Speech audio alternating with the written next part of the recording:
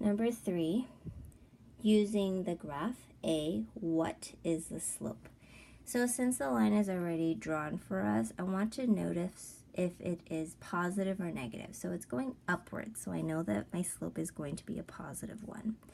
So now to find 2 points exactly on the line. So I see one right here, and I see one, either this one right here, or I can go with this one right here.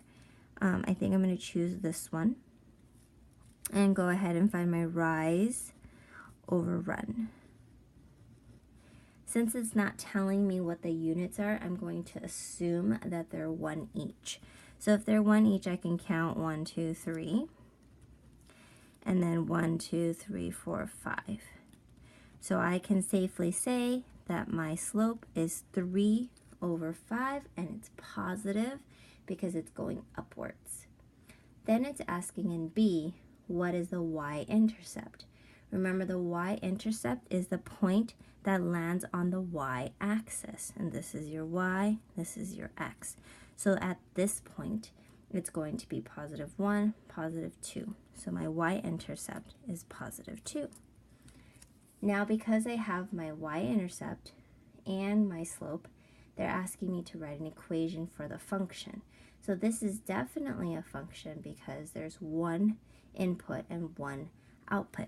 So I'm going to remember y equals mx plus b since it's a line. I'm going to substitute my slope with 3/5, keep the x, and add it by 2 for my y-intercept. Number 4, given the equation y equals 1/2 x minus 4, A, create a scenario that could be modeled by this equation. So I want you to try this on your own. I want you to come up with a story where you start with -4. So you can use money, you can use football, you can use anything that has a decrease in numbers. And then you're going to go ahead and use half, which is your slope, where it's going to go half per something, okay? So it could be half per day, half gallons, whatever you want to make your story correct. Then they want you to create a table with values. So if they want you to have 5, that means here's your x, here's your y. You can put any number in here as your input to get an output. I'll try 1 with you. So if I put 0, 1/2 times 0 gives me 0. 0 minus 4 gives me -4. Now, since you have the option to choose any number, you want to choose numbers that are very easy for you to understand.